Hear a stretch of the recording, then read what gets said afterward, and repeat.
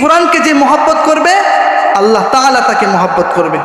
আমেরিকাতে একটি কনফারেন্স হয়েছিল, ওই কনফারেন্সের উদ্দেশ্য ছিল এটা চেক করা, in order to check which recitation of the holy book the most excellent recitation about, কোন বইয়ের আবৃত্তি সবচেয়ে সুন্দর।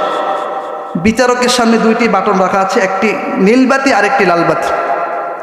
যখন 10 মিনিট সময় দেওয়া হবে প্রত্যেককে, ওইখানে গিয়েছে শ্রীমত ভগবত গীতা, গিয়েছে বাইবেল, ত্রিপিটক, দশাতীর, বেদ, পুরাণ, দীঘানিকায়া, ইয়াহফিজ, সেক্রেটেটল, তালমা, Dola, old testament, new testament, জিন্দা বেস্তামেন্ট, আল্লাহর কোরআনও গিয়েছে। সুবহানাল্লাহ। বিচারকের সামনে দুইটি বাটন রাখা আছে, 10 মিনিট সময় দেওয়া হবে। সবুজ বাতিতে টিপলে 10 মিনিট সময় শুরু, লাল বাতিতে প্রেস করলে 10 মিনিট সময় শেষ। প্রথমে ডাকা হয়েছে শ্রীমত ভগবত গীতা, তারা এসে পড়তে শুরু করলো ওম নব ভগবতী বাসনে বা, এগুলো পড়তে পড়তে তাদের 10 মিনিট সময় শেষ চলে গেল। এরপরে ডাকা হলো বৌদ্ধদেরকে, তারা এসে পড়তে শুরু করলো ওম শান্তি ওম শান্তি, এগুলো পড়তে পড়তে তাদের 10 মিনিট সময় শেষ চলে গেল। তারা শান্তির স্লোগান দেয়, কিন্তু মিয়ানমারে তারা যা ঘটিয়েছে তাদেরকে, এই জন্য তাদেরকে বলা উচিত ছিল ওম অশান্তি ওম অশান্তি, ঠিক কিনা? তারা 10 লক্ষ মুসলমানকে মেরে তাদের দেশ থেকে বাংলাদেশে পাঠিয়ে দিয়েছে, তারা আবার শান্তির স্লোগান দেয়। শান্তির স্লোগান একমাত্র মুসলমানদের মুখে মানায়, ঠিক কিনা? একমাত্র মুসলমানরাই হচ্ছে শান্তির প্রতীক। এরপরে খ্রিস্টানদেরকে ডাকা হলো, তারা এসে পড়তে শুরু করলো the helper Jesus son of God, ও গডের ছেলে যিশু আমাদেরকে বাঁচাও। এগুলো পড়তে পড়তে 10 মিনিট সময় শেষ চলে গেল। এরপরে ডাকা হলো মুসলিম বিশ্বের কারি আব্দুল বাসিত ইবনে আব্দুস সামাদকে, তাকে বলা হলো now the representative of Muslim community Abdul Basit Ibn Abdus Samad will now recite the holy Quran for 10 minutes. মিশর থেকে আসা কারি আব্দুল বাসিত ইবনে আব্দুস সামাদকে 10 মিনিট সময় দেওয়া হলো কোরআন থেকে তেলাওয়াত করার জন্য। সময় দিয়েছে কত মিনিট? 10 মিনিট। তিনি পড়তে শুরু করলেন আউযু বিল্লাহি মিনাশ শাইতানির রাজীম বিসমিল্লাহির রহমানির রহিম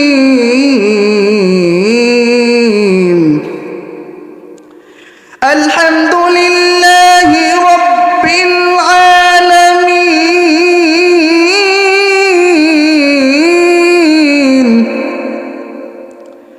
আর রহমানির রহিম মালিকি ইয়াউমিদ্দিন ইয়াকা না'বুদু ওয়া ইয়াকা নাস্তাঈন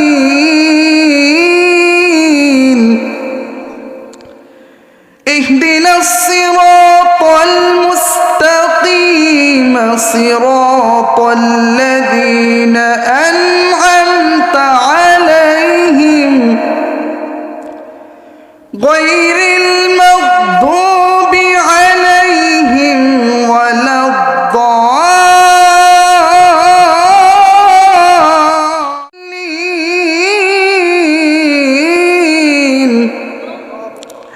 যখন কারি আব্দুল বাসিত ইবনে আব্দুস সামাদকে 10 মিনিট সময় দেওয়া হয়েছে, তিনি যখন সূরা ফাতিহা শুরু করলেন 13 মিনিট সময় শেষ। কিন্তু অবাক করা বিষয়, বিচারক তো লাল বাতি প্রেস করছে না। বিচারকের লাল বাতি প্রেস করার ঘটনা একজন বুড়িয়ে লিখেছে, তিনি কে? আল্লাহ তাআলা কি রহমান! 13 মিনিট সময় শেষ, কিন্তু বিচারক লাল বাতি প্রেস করছে না।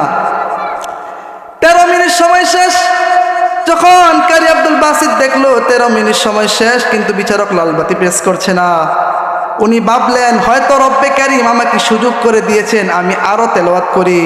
এরপরে তিনি কোরআনের সবচেয়ে সুন্দর সূরা রহমান তেলাওয়াত শুরু করলেন। 20 মিনিট সময় শেষ, বিচারক লাল বাতি প্রেস করছে না। 25 মিনিট সময় শেষ, বিচারক লাল বাতি প্রেস করছে না। 30 মিনিট সময় চলে গেল।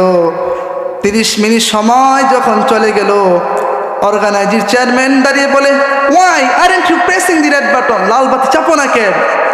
বিচারক বুধ দেখার মতো চমকে উঠেছে, হ্যাঁ লাল বাতি নীল বাতি। যখন তেলাওয়াত শুনতেছে উনি তো অবাক, যে এত সুন্দর তেলাওয়াত তো আমি শুনিনি। বিচারক তো অমুসলিম, সে তো মুসলমান না, এত সুন্দর তেলাওয়াত তো শুনিনি কখনো, এত সুন্দর তেলাওয়াত, আল্লাহু আকবার। বিচারক অবাক হয়ে গেছে, তেলাওয়াত কি এত সুন্দর হতে পারে? তেলাওয়াত, মানুষের তেলাওয়াত কি এত সুন্দর হতে পারে? 30 মিনিট সময় যখন চলে গেল, বিচারকের হুঁশ ফিরে আসলো, তবু বিচারক লাল বাতি প্রেস করছে না, বিচারক তো লাল বাতি প্রেস করছে না। তখন ওই কনফারেন্সের যিনি পরিচালক, তিনি দাঁড়িয়ে বলে, why aren't you pressing the red button, লাল বাতি চাপো না কেন? তখন তার হুঁশ ফিরে আসছে। এরপরেই কারি আব্দুল বাসেত তেলাওয়াত শেষ করে নেমে গেল। যেহেতু সময় দিয়েছে 10 মিনিট, কিন্তু বিচারক তো 30 মিনিট পরে লালবাতি প্রেস করেছে, এই জন্য এই বিচারকের বিরুদ্ধে মামলা হয়েছে 3টি। কয়টি মামলা? 3টি মামলা হয়েছে। নেদারল্যান্ডে দি হেগে তাকে নেওয়া হলো, তাকে বলা হলো, you given to Shrimad Bhagavad Gita কা 10 minutes, you given to Bible কা 10 মিনিটস, ইউ গিভেন টু টিপি টক কা 10 minutes, why extra 30 minute plus 10 minute for Quran. তুমি শ্রীমত ভগবত গীতাকে দিয়েছো 10 মিনিট, বাইবেলকে দিয়েছো 10 মিনিট, ত্রিপিটককে দিয়েছো 10 মিনিট, তুমি কেন কোরআনকে 30 মিনিট প্লাস 10 মিনিট 40 মিনিট সময় তুমি কেন দিলে? তখন বিচারক বলে, আমি তো নিজে নিজে বিচারক হইনি, আপনারাই তো আমাকে বিচারক বানিয়েছেন। যখন ত্রিপিটক আসলো, পড়তে শুরু করলো, আমি লাল বাতি প্রেস করেছি, সময় শেষ, তারা চলে গেল। যখন বাইবেল আসলো, সময় শেষ, চলে গেল। কিন্তু মিশরের কারি আব্দুল বাস ইবনে আব্দুস সামাদ এসে কি বলে যে একটা টান দিয়েছে, আমি আর দুনিয়াতে নাই, আমি কি আকাশে আছি, নাকি আমি সাগরের নিচে আছি, নাকি আমি জমিনে আছি, আমি কিছুই বলতে পারি না। এত সুন্দর তেলাওয়াতে আমি বিমুগ্ধ হয়ে গেছি, আমি কিভাবে লালবাতি প্রেস করব আপনারাই বলুন। যেহেতু আমি মেডিকেলে আনফিট হয়ে গেছি, আমি কিছুই জানি না আমি কোথায় আছি, আমি কি সাগরের উপর ডুবে যাচ্ছি, নাকি আকাশে আছি, নাকি জমিনের নিচে আছি, আমি কিছুই জানি না। এই মুহূর্তে আপনারাই বলুন আমি কিভাবে লালবাতি প্রেস করব? আল্লাহর কি রহমত! কোরআনকে সম্মান করার কারণে আল্লাহ তাআলা তার 3টা মামলাকেই খালাস করে দিয়েছেন। সুবহানাল্লাহ। কাজেই আমরা যদি কোরআনের সাথে থাকি, কোরআনকে জীবনে ধারণ করি, কোরআনের পক্ষে কথা বলি, এই কোরআনের রাজ কায়েম করার জন্য আমরা চেষ্টা করি, আল্লাহ তাআলা কি আমাদেরকে সম্মান দিবেন না? অবশ্যই আমাদেরকে সম্মান দান করবেন। কাজেই আসুন আমরা কোরআন দিয়ে জীবন গঠন করি, কোরআনের সাথে থাকি, এই কোরআনের জন্য জীবন দিতে আমরা প্রস্তুত আছি, ঠিক কিনা? আল্লাহ তাআলা আমাদেরকে যে কথাগুলো বললাম, আল্লাহ তাআলা যেন আমাদেরকে আমল করার তৌফিক দান করেন। ওয়া আখিরু দা'ওয়ানা আনিল হামদুলিল্লাহি রাব্বিল আলামিন। হুজুর চলে আসছেন, হুজুর ওয়াজ করবেন, আপনারা সবাই মনোযোগ সহকারে শুনেন এবং আমল করার চেষ্টা করবেন। আসসালামু আলাইকুম ওয়া রাহমাতুল্লাহি ওয়া বারাকাতুহু।